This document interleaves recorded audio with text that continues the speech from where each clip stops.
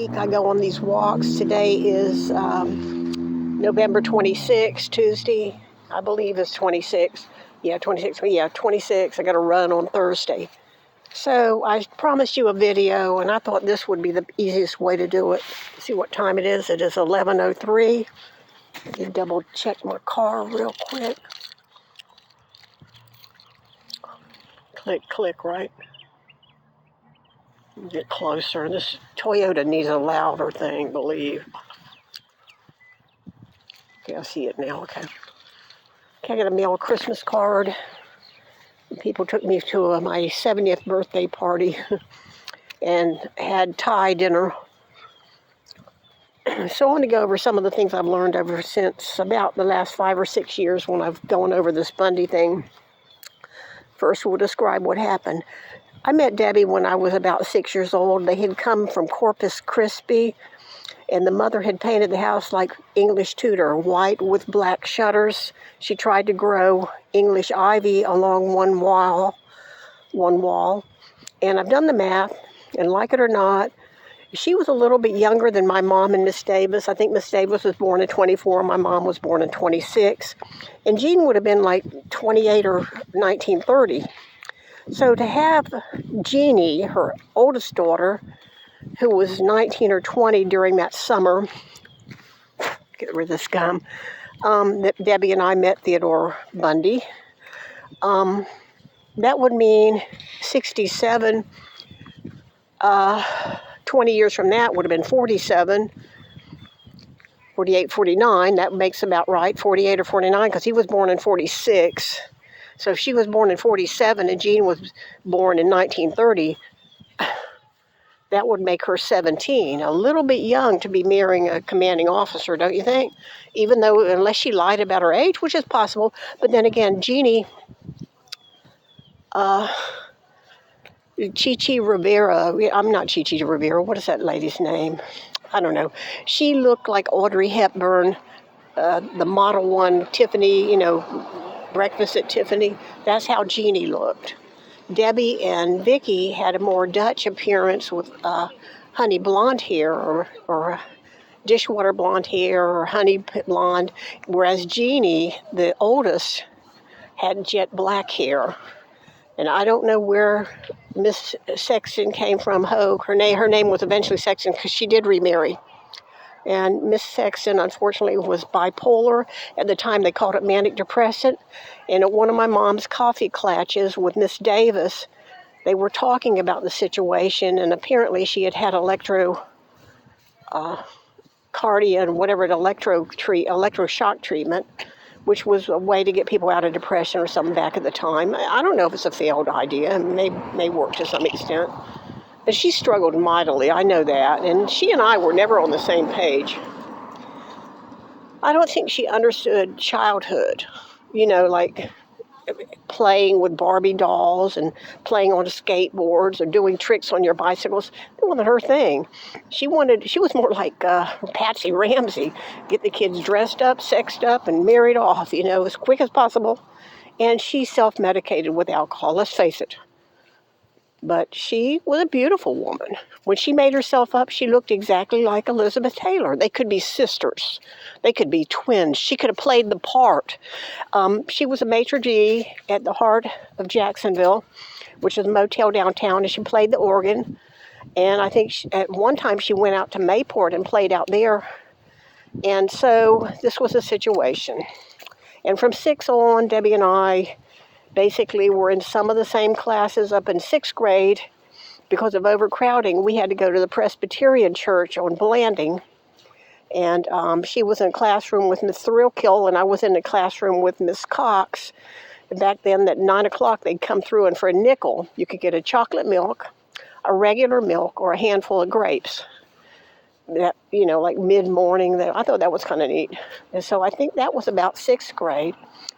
And we would do things. I invited her to my church, and we both went in the choir.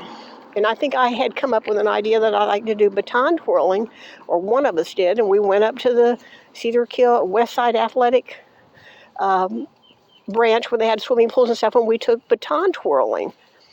And so we had choir and baton twirling. I also was a brownie and a Girl Scout and learned to do your trails and all of that. So this was a childhood.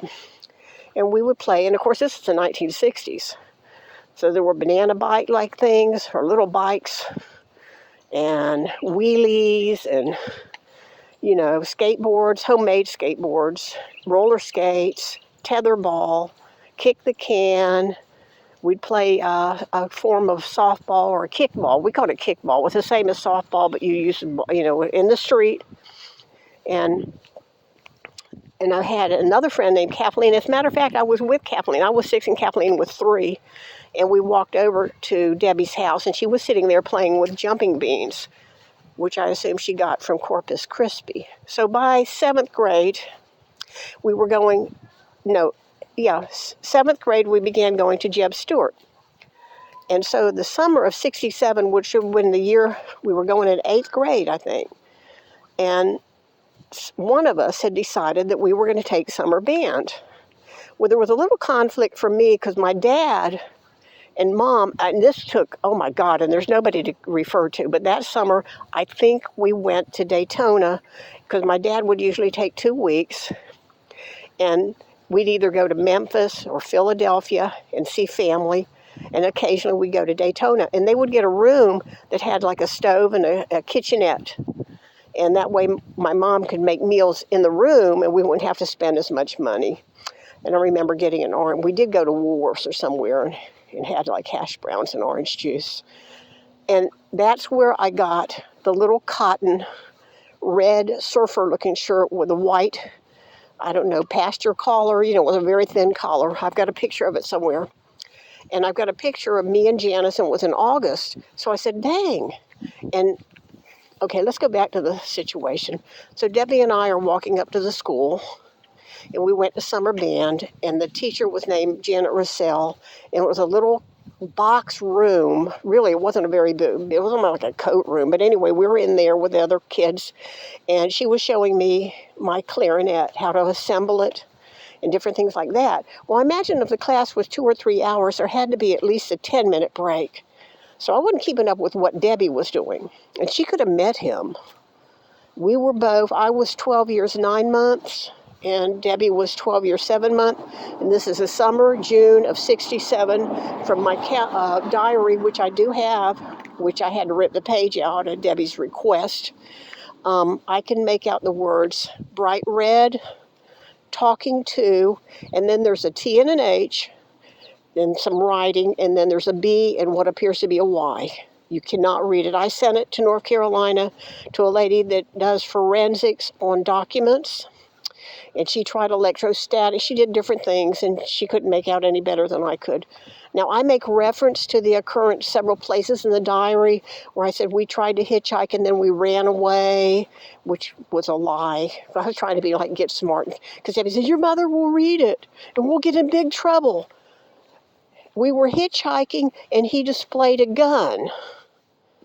But if she had met him during break, and he told her one of his things, like, I'm lost, do you think I could meet up with you and you could show me how to get back to Blanding or something? Or maybe he said, well, I can give you all. She said, I'm tired of walking, my sandal's cutting my toe or something. So he said, well, I'll give you a lift or something.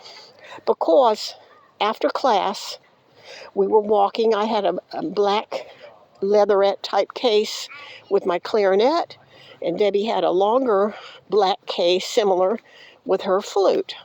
She was taking flute, and I was not. I think the whole time I learned to play something like Little Brown Jug. That was as far as I went with that. It was only 6 weeks. May that year was like Wednesday, the 31st.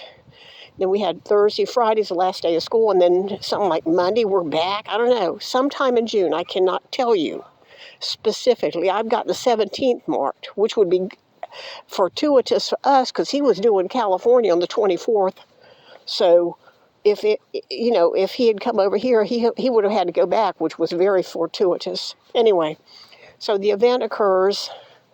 I'm standing there, and she's acting like a diva, and she had cut-off jeans, like Wranglers, and they were frayed almost to her buttocks, and then she had a white peasant top with little eye eye circles, whatever you call them. She had a peasant top on. A lot of times I would wear my brother's Gant shirt. And my mother had gotten a pair of polyester slip-on jeans, polyester, right? Jean looked like, maybe a blend or something. But I had tried to braid those, and I don't think I had the red shirt yet. That's what tells me this is what happened. I hollered at this guy, was in all these old cars, V8s, Mercurys, Chevy Safari wagons. This is what the boys drove. And I went across, because I said, oh, if you need a ride, I'll pretend to hitchhike. And I said, pretend. And I went across, she said sat on the baseball bleachers and she was lollygagging. I wanted to go home, probably because this was a weekend before or within a day or two of when we were going to Daytona. I wanted to go home to start thinking about my trip to Daytona. That's what I'm thinking in my mind was going on. So I said, oh, I'll pretend to hitchhike. Because Debbie was kind of melodramatic. She was doing something with her hands like she had seen a movie or something. Okay, so I said, okay. And she sat on the bleachers, and I went over, and a few cars went by. Then a big olive green monster of a car, and I don't think it was the Mox Oldsmobile, because they had won an Oldsmobile, and it had the fishtails tube, and it was olive green. But I think it was a larger rear end than that, and I can't find the model that I'm looking for. I think Mercury made a model like that. But I thought in my mind, I said, you know what, I'm going to get in trouble, because I wasn't, somebody's parents going to see me, and people were leaving the school. So I started to walk back across. I had started to step down in this bright red, shiny Volkswagen with chrome bumpers. And I think chrome moon-shaped hubcaps was kind of coming by the curve, because it was a curve, and he wasn't wearing a shirt. And I said, hey, naked. He looked like ensign in the Navy, He was wearing khaki shorts, and he hops a little curve and goes over where Debbie's sitting.